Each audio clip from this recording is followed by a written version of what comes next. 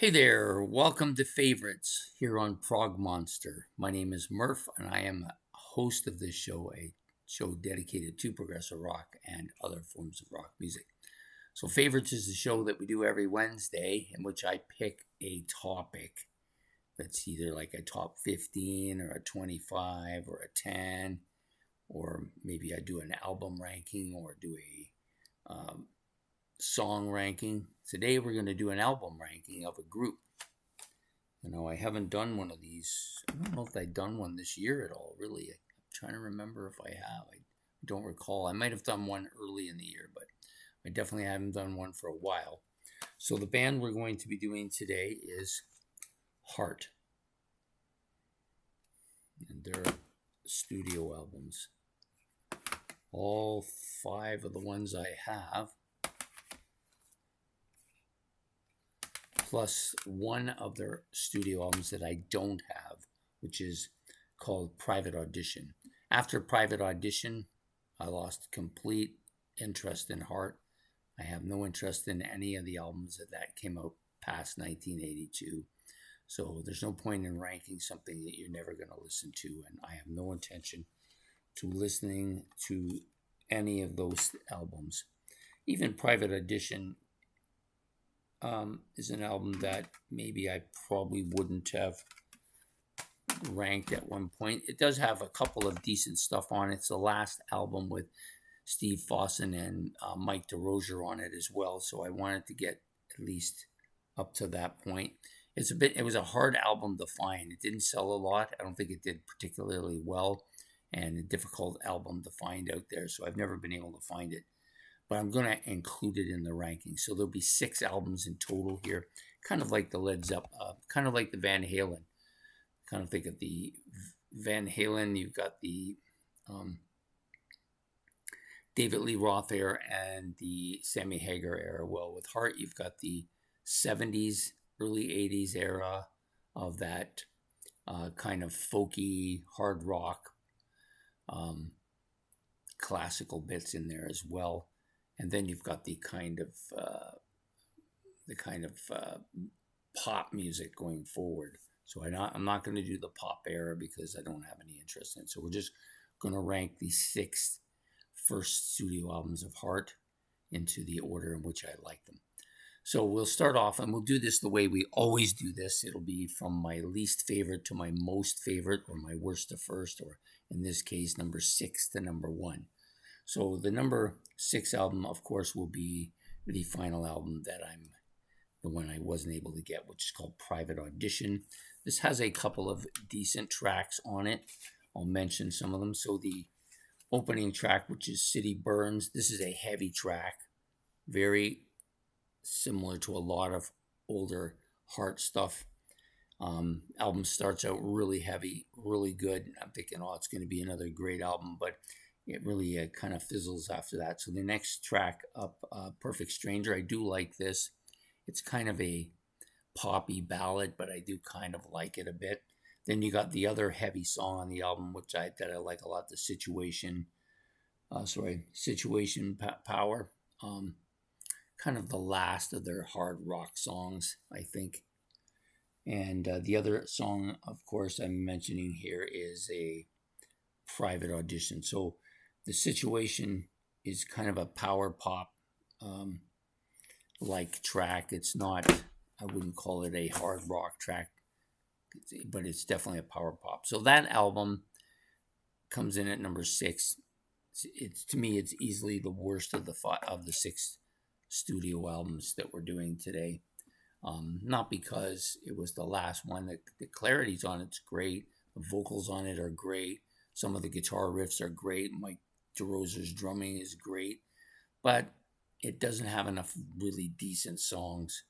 So I decided that I wouldn't do anything or go and listen to any more Heart beyond that, and I never did. I know there are some of the radio stuff that I might be familiar with, Alone and a few other songs like that, but I don't really care for any of them. So the next album on my list, coming at number 5, is this one from 1978, Heart's Magazine. Now, this version was is kind of, they filled it in. Originally this was released as their second studio album by the Mushroom Records label, Against Heart's Wishes, and then it was ordered to take down, and then they eventually got a hold of it, the members of Heart, and fixed it somewhat, making it a full album and a decent album. I think it's a decent album. Heartless is probably the best track on here, and it's probably the most well-known one too. Some of the other stuff is not too bad. Just the Wine, Devil's Delight, Magazine, the title track. So not a bad looking album either, but clearly a step up, or two steps up from Private Audition, but probably a step or two behind the next album up. So for me, the next album up is their 5th studio album, and this is Baby Lestrange. Nice shot of the girls here, one of the better pictures of them. They've done away with the straight hair and gone to the curly look here, or the what they would call the perm look, which was big at that time period. So this was released in 1980 and has the 2 radio-friendly tracks, Baby Lestrange, which is the title track of this album, and Even It Up, which is another pretty heavy track on this album. This is the last album to feature Mike. Not Mike Fisher. He's the brother. I can't think of the other guy's name now. Anyways, doesn't matter. They kicked him out of the band. He had some issues with, I think, jealousy over Nancy Wilson and Mike DeRosa's kind of relationship there. That, at least that's the rumors. I don't know if there's any truth to it. I assume there is. But anyways, this is kind of the last album with all the original members on it. Some other good stuff here. Silver Wheels is good. Sweet Darling is on here. It's another very well-known song. I like that song. Even though it's a bit poppy, I do like it quite a bit. Silver Wheels is good too. So it's a pretty strong album, much stronger than Magazine, I believe. So it's going to come here at number 4. Number 3, we're going to move right up to Dog and Butterfly, which I think is a notch higher than Baby Lestrange, but not a lot. Like, it has a couple of big hits too, Straight On and Dog and Butterfly, which are on both of these. As I'm just looking for something here.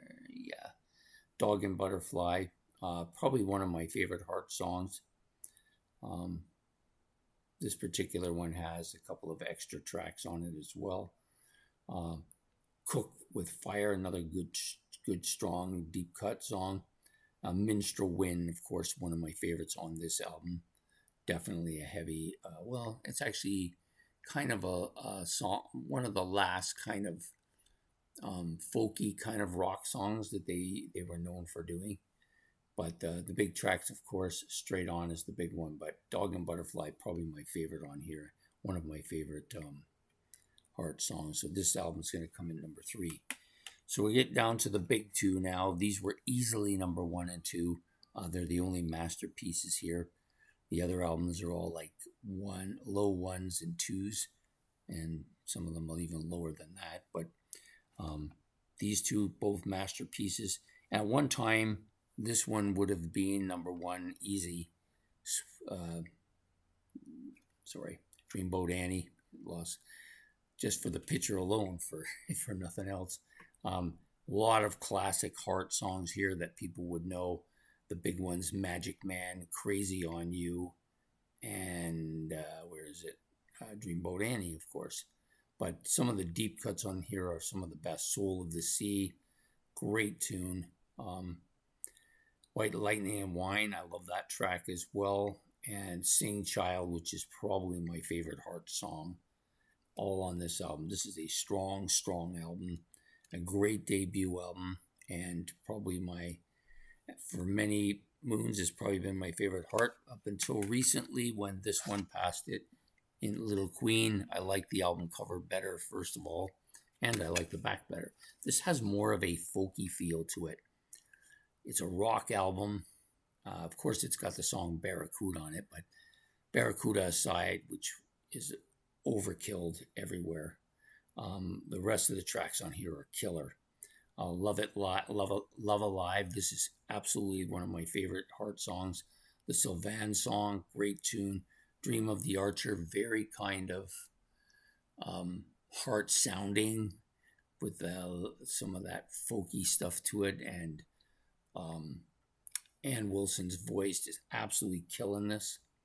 Kick It Out, another kind of heavy, well-known Heart song, was on their album, Greatest Hits album. Great song as well. And the back half of this album, the title track, Little Queen. I love that track. Treat Me Well is a decent song. Say Hello, another really good song. Cry to Me and Go On and Cry, both absolutely killer tracks. Cry to Me is one of the best deep cuts from them. So I think this album comes first primarily due to depth. Yeah, it has a couple of great songs on it, but the depth of this album, I think, is a little bit better than the depth of this album, although they both have some absolute masterpiece songs on them. So that's my Heart ranking for today. So Heart's a Little Queen coming at number 1. Dreamboat Annie at number 2. And a step down to Dog and Butterfly, number 3. Another step down to Babel Lestrange. And then a big step down to Magazine, which barely, I think, just kind of beats out Private Audition, only because it's difficult to find Private Audition. It's an album that is not easily, readily available anywhere, but I would add it to my collection if I could. The rest of them after that don't matter to me, so we're not going to talk about them anymore.